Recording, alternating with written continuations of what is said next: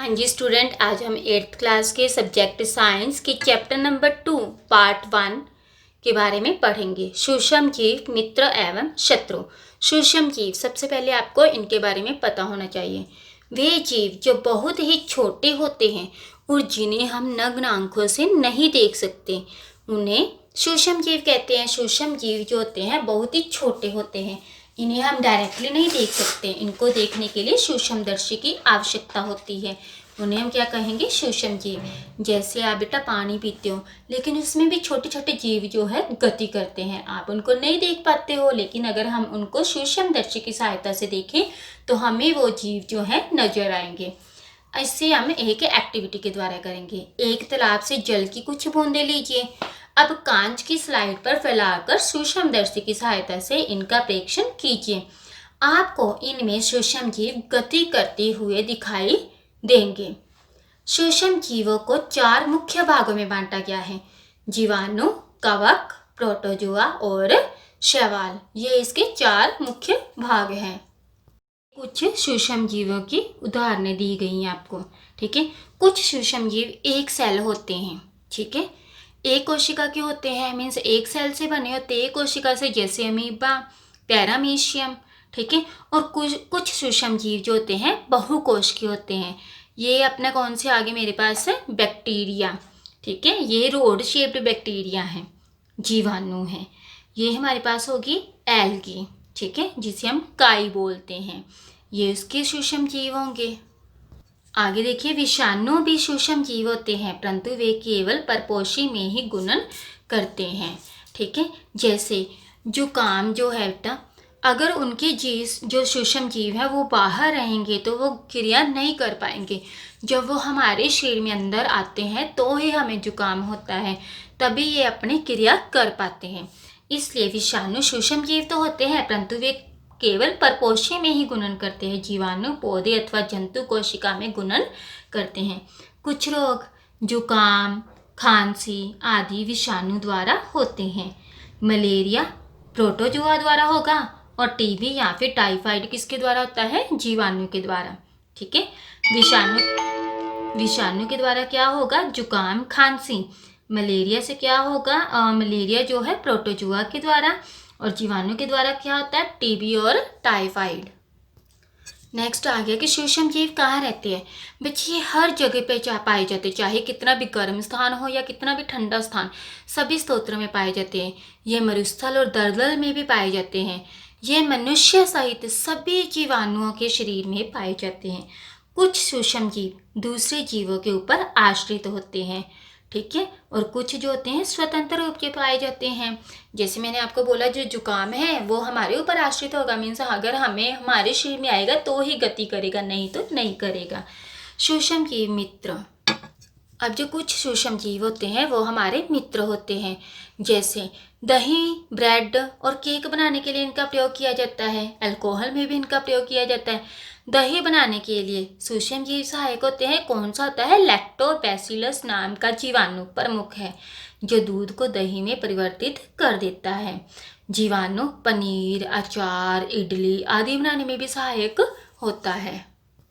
इसे हम एक क्रियाकलाप के द्वारा करेंगे कि एक बर्तन में आपने आधा कप आटा और मैदा लेकर उसमें थोड़ी सी चीनी डालकर गर्म जल से इसको गूंद लिया। इसमें एक चुटकी आपने क्या डाल दिया? Yeast powder. उसको गूंद लिया अच्छी तरह से। कुछ देर बाद आप देखेंगे गूंदा हुआ जो आटा है वो फूल जाता है। क्यों? क्योंकि यीस्ट तीव्रता से जनन करके श्वसन के दौरान CO2 का उत्पादन करते हैं। मीन्स जो फूला हुआ आटा है उसमें CO2 बनेगी, और CO2 जो है बाहर निकलने के लिए उसमें से आटे में धीरे धीरे हल्की हल्की छेद हो जाते हैं। गैस के बुलबुले खमीर वाले मैदे का आयतन बढ़ा देते हैं। इसलिए जो मैदा है, जो आटा है, उसका आयतन जो है वो बढ़ जाएगा। मीन्स आटा जो है वो फूलना शुरू हो जाएगा। जैसे ये देखिए, मैंने मैदे और आटे को पहले गूंद लिया इसमें यीस्ट पाउडर मिला के। उसके बाद ये क्या हो गया? फ्लफी हो गया, क्योंकि इसमें से CO2 बाहर निकलेगी तो ये क्या है? ऊपर उठना शुरू हो जाएगा। आपने देखा होगा कभी भी कि केक, ब्रेड, इसमें क्या होते हैं? छोटी छोटी पोर्स बनी होती है। वो पोर्स किस लिए होती है? क्योंकि जब यीस्ट जो है वो क्रिया करता है, जनन करता है या श्वसन करता है, तो क्या उसमें से CO2 है बाहर निकलती है, और जब CO2 बाहर निकलेंगी तो इसमें से हल्के हल्के पोर्स बन जाती है, जिस करके वो हमें सॉफ्ट नज़र आता है। नेक्स्ट आ गया सूक्ष्म जीवों का वाणिज्यिक उपयोग। कि वाणिज्यिक मीन्स उद्योगीकरण में इसका उपयोग बड़े स्तर पर अल्कोहल शराब बनाने के लिए किया जाता है। मान लीजिए 500 मिलीलीटर का बीकर लेकर उसमें 3/4 भाग तक आपने क्या भरना है, जल। इसमें 2-3 चम्मच चीनी डालनी है और आधा चम्मच यीस्ट पाउडर डालना है। इसे 4-5 घंटों तक ढक कर रख देना है आपने। अब इसे सूंघ कर देखें, यह गंध अल्कोहल की होगी, ठीक है, शराब की होगी। अब मेरे पास नेक्स्ट आ गया किण्वन क्रिया। चीनी के अल्कोहल में परिवर्तन होने की क्रिया को किण्वन क्रिया कहते हैं। जो चीनी है जब वो अल्कोहल में परिवर्तित हो जाएगी तो उसे बोलेंगे किण्वन क्रिया। सबसे पहले जो लुईस पाश्चर था उसने किण्वन की खोज 1857 में की थी।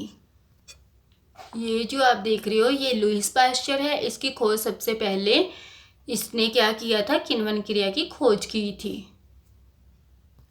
आगे देखिए सूक्ष्म जीवों के औषधीय उपयोग। जब कभी आप बीमार पड़ते हैं तो डॉक्टर आपको पेनिसिलिन का इंजेक्शन या फिर कोई गोली देते हैं जो कि सूक्ष्म जीवों से ही बनते हैं। इन्हें प्रतिजैविक कहते हैं। प्रतिजैविक मीन्स जो हमारी बीमारियों से रक्षा करते हैं। ये बीमारी पैदा करने वाले सूक्ष्म जीवों को नष्ट कर देते हैं। पशु आहार मीन्स पशुओं के आहार और मुर्गी के आहार में भी प्रतिजैविक मिलाए जाते हैं ताकि उन्हें कोई बीमारी ना हो। इनका उपयोग कुछ पौधों के रोग नियंत्रण में भी किया जाता है। हमें डॉक्टर की सलाह पे ही प्रतिजैविक की दवाई लेनी चाहिए तथा उस दवा का कोर्स भी पूरा करना चाहिए। ये नहीं होना चाहिए बेटा कि आपको कुछ भी हुआ तो आप उठा के घर से कोई भी मेडिसिन खा लो। हमें अगर कोई भी प्रॉब्लम हो, अगर हम बीमार हो तो हमें डॉक्टर की सलाह के बिना किसी भी दवाई को नहीं लेना चाहिए।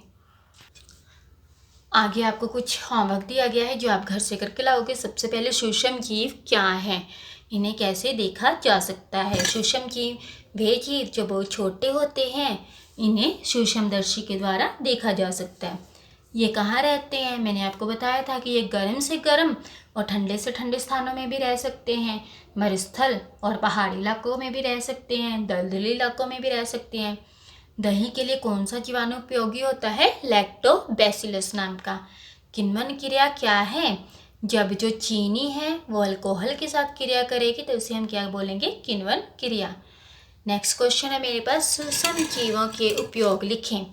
ठीक है, आपने सूक्ष्म जीवों के कोई 7 उपयोग आपने लिखने हैं। ठीक है, जैसे जो सूक्ष्म जीव है दही बनाने के लिए प्रयोग किए जाते हैं, केक बनाने के लिए प्रयोग किए जाते हैं, उसके बाद हम इसका अल्कोहल बनाने के लिए प्रयोग किए जाते हैं। नेक्स्ट आ गया ब्रेड बनाने के लिए प्रयोग किए जाते हैं। ठीक है, आपने इन सब के बारे में लिख देना है कि आपने 7 उपयोग इसके। इनका उपयोग दवाइयों में किया जाता है, प्रतिजैविक बनाने में किए जाते हैं, ठीक है, इंजेक्शन बनाने में किए जाते हैं। ये सभी आप लिख के मेरे नंबर पे सेंड करोगे। ओके।